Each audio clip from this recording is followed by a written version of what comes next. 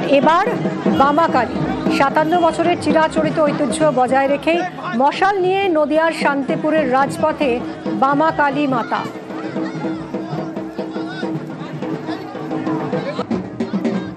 হাজারো ভক্তকে সঙ্গে নিয়ে শান্তিপুরের রাজপথ প্রদক্ষিণ শান্তিপুরের বামাকালীর।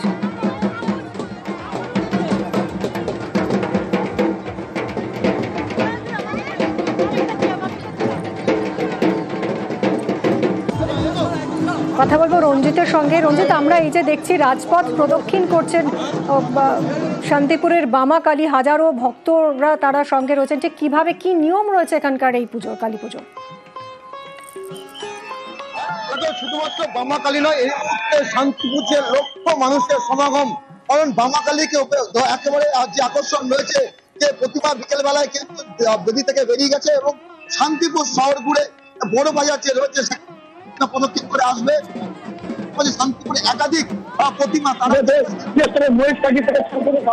বামাকালী সমস্ত প্রতিমায় কিন্তু একেবারে ভিড় লাইন দিয়ে নিয়ন্ত্রণের পথে এগিয়ে গেছে। তবে সব থেকে বড় আকর্ষণ হচ্ছে বামাকালী যাকে যার যে কাঠামো রয়েছে সেটা তাদের মধ্যে করে মশাল দিয়ে শহর প্রদক্ষিণ করা হয় এবং ৫৭ বছর ধরে এই নিয়ম কিন্তু হয়ে আসছে শান্তিপুর জুড়ে। এবং এই মুহূর্তে লক্ষ মানুষের সমাগম রয়েছে শান্তিপুর জুড়ে, কারণ এই পুজোর বিনন্দন শোভাযাত্রা দেখার জন্য রাজ্যের বিভিন্ন প্রান্ত থেকে মানুষ ভিড় জমায়, আজও ব্যতিক্রম নয়। এবং এই মুহূর্তে লক্ষ মানুষ কিন্তু তারা অপেক্ষা রয়েছে শুধুমাত্র অন্য প্রতিমার পাশাপাশি বামাকালী তার যে একটা আকর্ষণ রয়েছে সে প্রতিমা তাদের করে নিয়েছে, সেখানে মশাই জ্বালানো থাকবে এবং পাশাপাশি যে প্রতিমাতে একেবারে প্রদক্ষিণ করে নাচানো হবে সবটা দেখার জন্য এই মুহূর্তে শান্তিপুর যে লক্ষ মানুষের ভাব রয়েছে। পাশাপাশি একের পর এক প্রতিমা তারা কিন্তু শোভাযাত্রা সহকারে নিরঞ্জনের মতো এগিয়ে রয়েছে। তবে প্রত্যেকটা মানুষ কিন্তু তারা অপেক্ষা নিয়ে কখন একেবারে বামাকালী তার যে শোভাযাত্রা সে শোভাযাত্রা দেখার জন্য। অনেক ধন্যবাদ। নমস্কার, নিউজ 18 বাংলায় সবাইকে স্বাগত। মিমি রয়েছি আপনাদের সঙ্গে। আলোর উৎসবে মাতোয়ারা রাজ্য। কালী পুজো মানেই তো বারাসাতের ঠাকুর দেখা। দেখুন, দুর্গাপুজোয় আমরা যে ভিড়টা দেখি, শহরতলির মানুষ কলকাতামুখী, কিন্তু কালী পুজোয় একেবারেই অন্য ছবি। আর কালী পুজোয় একের পর এক বিগ বাজেটের পুজো, যা দেখতে মানুষের ঢল নামে। গতকাল সারা রাত ধরে মানুষ ভিড় করেছেন বারাসাতের বিভিন্ন পুজো দেখতে। আজও কিন্তু ছবিটা প্রায় একই রকম। সরাসরি চলে যাব নবপল্লী ব্যায়াম সমিতির পুজোয়। কালী পুজো এবার ৫৭ পা দিয়েছে। সরাসরি কথা বলবো, জিয়াউল আলম রয়েছে আমার সঙ্গে। জিয়াউল, বারাসাতের পুজোয় আমরা দেখি থিমের রমরমা, এখন বিভিন্ন ধরনের ভাবনা ফুটে ওঠে। তুমি যেখানে রয়েছো এই নবপল্লী ব্যায়াম সমিতির পুজো মণ্ডপ, কোন ভাবনায় সেজে উঠেছে আমাদের একটু দেখাও।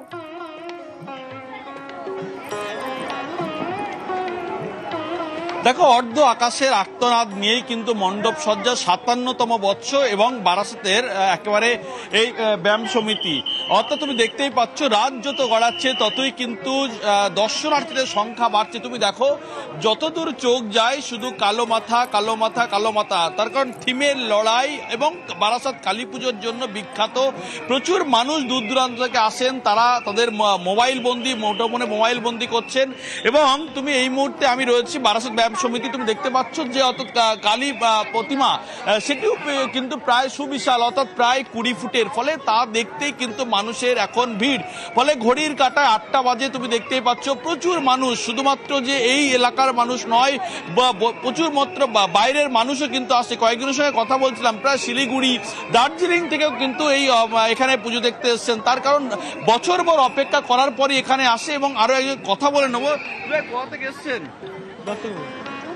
দত্তপুকুর থেকে। এটা কি ফার্স্ট নাকি আরো ঘোরা হচ্ছে? ফার্স্ট। একেবারে স্বামী স্ত্রী চলে এসছে নাকি? হ্যাঁ। ফলে বুঝতেই পারছো প্রচুর মানুষ কিন্তু এই মুহূর্তে মণ্ডপমুখী। দেখতেই পাচ্ছ প্রচুর মানুষ কিন্তু এই মুখে রয়েছেন এবং তারা লম্বা লাইন দিয়ে প্রায় ঘন্টার পর ঘন্টা অপেক্ষা করার পরে কিন্তু এই মুহূর্তে মণ্ডপমুখী।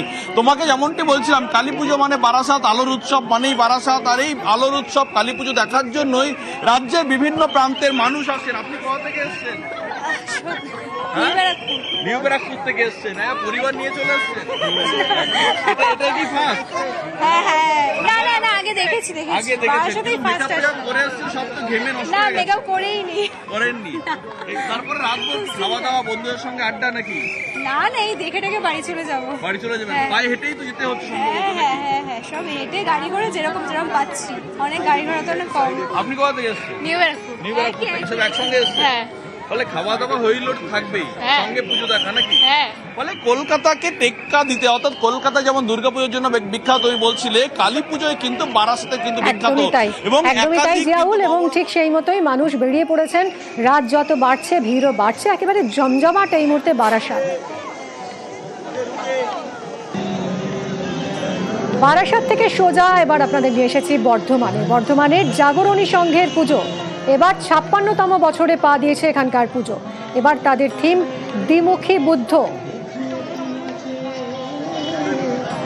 কথা বলবো শরদিন্দু সরাসরি রয়েছে আমার সঙ্গে। শরদিন্দু, এবছর দ্বিমুখী বুদ্ধকে থিম করে এখানকার পুজো সেজে উঠেছে।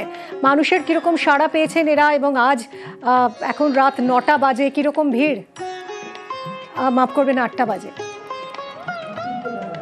দেখো, বারাসতে আমরা দেখছিলাম যেমন ভিড়, ঠিক তেমনই ভিড় কিন্তু দেখাচ্ছে বর্ধমানে বিভিন্ন মণ্ডপেই কিন্তু প্রচুর ভিড়।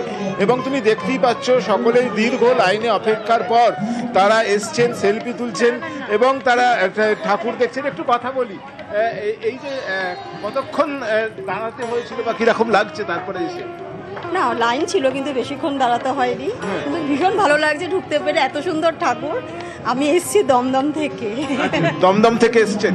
দুর্গাপুজোর পর আবার একটা উৎসব, এবং এই যে উৎসব মুখরভাবে বেরিয়ে পড়া, কেমন লাগছে? ভীষণ ভালো লাগছে, ভীষণ ভালো লাগছে। আর সব থেকে ভালো লাগছে মায়ের মূর্তি দেখে, ভীষণ এত সুন্দর সাজানো, এত সুন্দর, খুবই ভালো লাগছে। একেবারেই সকলে আবার বেরিয়ে পড়েছেন এবং গতকাল অঞ্জলি পুজোর পাঠ ছিল, কিন্তু আজ দেখতেই পাচ্ছ যে কত ভিড়। কেমন লাগছে এই যে ঠাকুর দেখতে আসতে পেরে? খুব ভালো লাগছে। কত লাইন, দীর্ঘ লাইনে থাকার পর এই যে এলেন ভেতরে? 30 মিনিট লাইনে দাঁড়িয়ে আছি। আচ্ছা আচ্ছা, কোথা থেকে এসেছেন? আমরা বর্ধমান থেকে এসেছি। আচ্ছা, আজকে সারা রাত কি চলবে? আজকে এখানে ঠাকুর দেখার পর আমরা 51 ফুটে কালী দেখতে যাব, তারপর ঘুরে বেরিয়ে বাড়ি যাবো। একের পর এক প্যান্ডেল হপিং চলবেই, এমনটাই জানাচ্ছেন দর্শনার্থীরা। এবং সকলেই কিন্তু একের পর এক ঠাকুর দেখতে, প্রতিমা দেখতে, মণ্ডপ দেখতে ব্যস্ত। এবং রাত যত ভিড় সেটা দেখাই যাচ্ছে জাগরণী সংঘের মণ্ডপে। তবে আরো অনেক ঠাকুর দেখবো আমরা একটা ছোট্ট বিরতির পর। সঙ্গে থাকুন।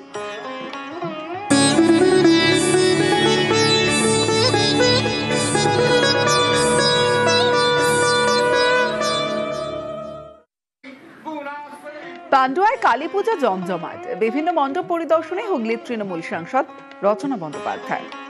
আমাদের ব্যবসায়ী সমিতি, আমাদের সেই বিওডি, আমাদের বিওডি হুগলি লোকসভার প্রিয় সাংসদ রচনা বন্দ্যোপাধ্যায় আমাদের মাঝখানে এসে পৌঁছে গেছে।